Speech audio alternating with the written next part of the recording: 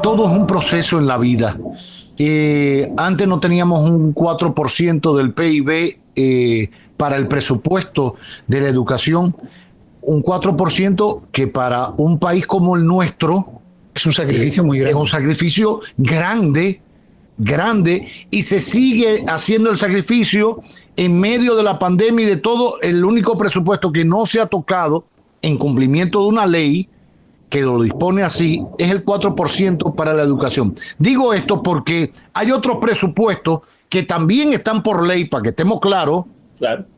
Y se obvian y se hacen añicos y no, nadie lo respeta a la hora de hacer el presupuesto general de la República, que también es una ley. Entonces, digo esto porque así como tenemos todas las precariedades que sabemos y nos gusta siempre compararnos, etcétera, hay que decir que cuando comenzaron a mejorar las condiciones de trabajo para los maestros y las maestras en las escuelas públicas, mejores condiciones, tanda extendida, almuerzo, todo lo que sabemos, etcétera, etcétera, quien más se perjudicó fue el sector privado de la educación. Muchos profesores que impartían docencia en escuelas privadas o en colegios privados se fueron a la escuela pública, y fue de alguna manera un golpe importante, no porque lo sonsacara el Ministerio de Educación ni se lo robara, sino porque vieron otra opción allá. Y eso habla mucho de la parte salarial, de cómo se ha ido reivindicando la labor del maestro. No está mal, Roberto. O sea, no lo podemos, porque nos encanta hablar de libre competencia para cierto tipo de negocios, pero parece que como cuando se produce esta fuga de talento de lo privado a lo público también nos escandalizamos. Y yo creo que cuando se produce fuga de talento de lo privado a lo público, quiere decir que algo está funcionando muy bien. Y es lo que debe ser, porque lo anormal es que eso suceda. Suele suceder al revés. El empleado público lo que quiere es meterse en el negocio privado. Pero claro, aquí está sucediendo al revés. Y estamos hablando de un derecho, no podemos olvidar. Primero, un derecho de los ciudadanos, de los niños y las niñas de este país. Y segundo, un deber, porque esa es la función del Estado. La función del Estado, el sector privado debe desarrollarse, pero el deber del Estado está en los servicios públicos. Y voy a decir, algo, profesor, que también es muy importante. No por el hecho de que muchos colegios privados sean privados, tienen mejores profesores que los colegios públicos. Ni mejor calidad. Porque pueden tener buenas instalaciones, buen equipamiento y más moderno, tarifas mucho más altas, bien bonitos todos y bien arregladitos y ta. Pero no es verdad, porque yo he tenido hijos míos en colegios privados y he tenido la suerte de conocer profesores de escuelas públicas. Y la verdad es que a veces hay profesores en colegios privados que dejan mucho, pero mucho que desear. Okay. O sea que cuando vamos a analizar también la educación en los centros privados, no la tenemos tampoco que santanizar porque es privado y tienen recursos y la matrícula es más cara y van los hijos de papi y mami. Porque muchas veces en esos colegios tampoco se está dando la educación que se tendría que dar. Eso también hay que tenerlo claro, Y es importante recordar algo con relación a lo que decía Roberto. Roberto, con el 4% mejoró el sueldo del docente, pero no mejoró la educación. No mejoraron las condiciones. Lo que te quiero decir es lo siguiente. Tú estás hablando de un aspecto que mejoró con el 4%, pero, por ejemplo, recuerda que a pesar del 4%, aquí no se cumplieron las metas de construcción de aulas. O sea que la infraestructura escolar aquí no mejoró. Aquí sí se gastó. Yo hice un estudio sobre el impacto del 4% en todos los compromisos asumidos por el pacto en la educación. Y se quedaron en todos por debajo del 70%. Algo peculiar es que sí se gastó todo el dinero del 4%, pero no se cumplió ni a un 70% con las metas de ese gasto.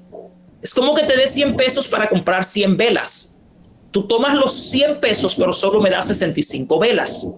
Entonces, el hecho de que se gaste el 4% no quiere decir que se haya invertido y se haya cumplido con las metas. Lo que tenemos hoy, la gente sataniza el 4%. El 4% no es el problema. El 4% es lo correcto, es lo que manda la ley, y de hecho debería ser al día de hoy un 6% según la ley, no un 4%.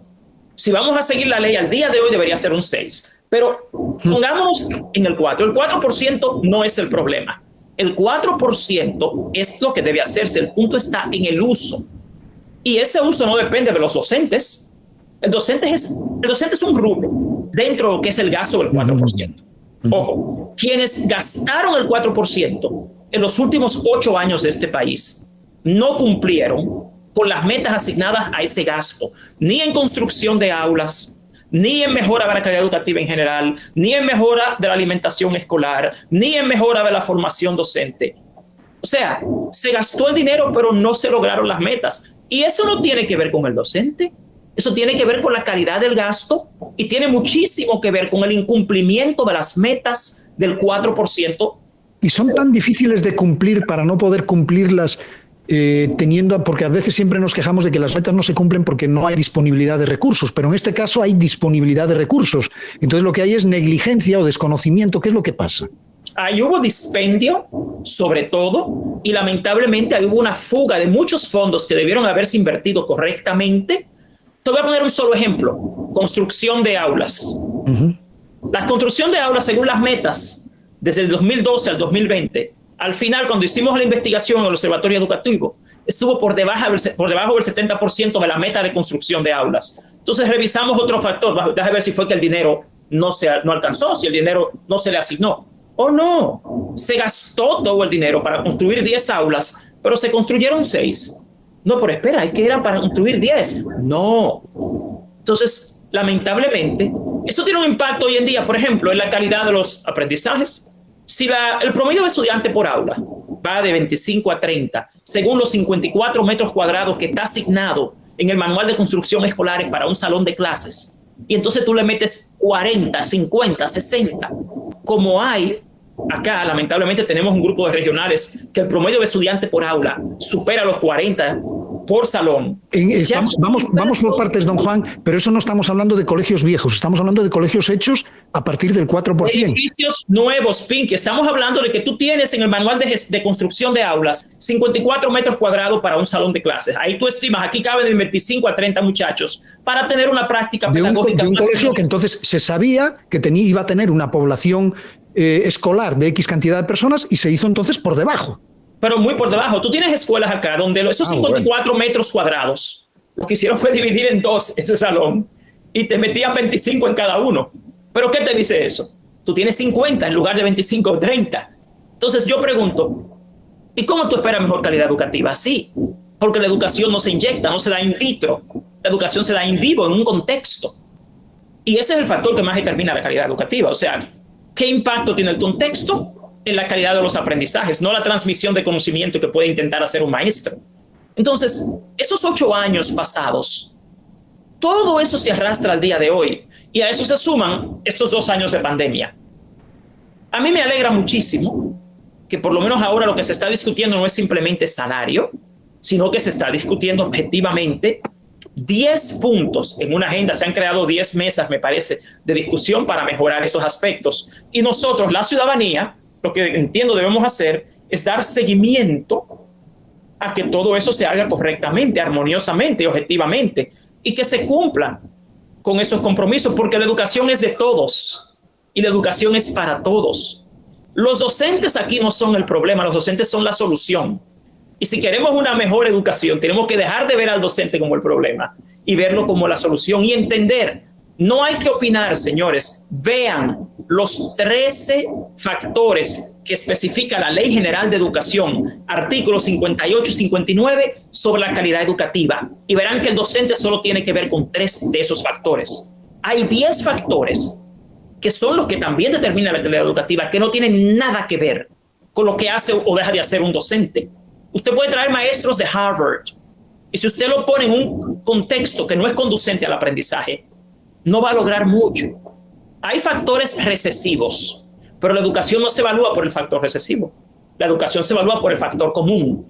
Y si el factor común no es funcional, entonces tú no puedes esperar mejor educación. Por eso yo de nuevo felicito que en esta ocasión lo que se esté discutiendo no sea simplemente sueldo, y creo que es muy responsable, y creo que un servicio que es un derecho como la educación debe manejarse así, debe abordarse de manera dialógica. Ajá. Porque la educación es una ciencia y todos tenemos el derecho sobre esta a opinar y a contribuir. Así es. Doctor, gracias. Gracias al experimentado educador y director del Observatorio Educativo Dominicano, Juan Valdés, por acompañarnos en este magazine que no tiene nombre.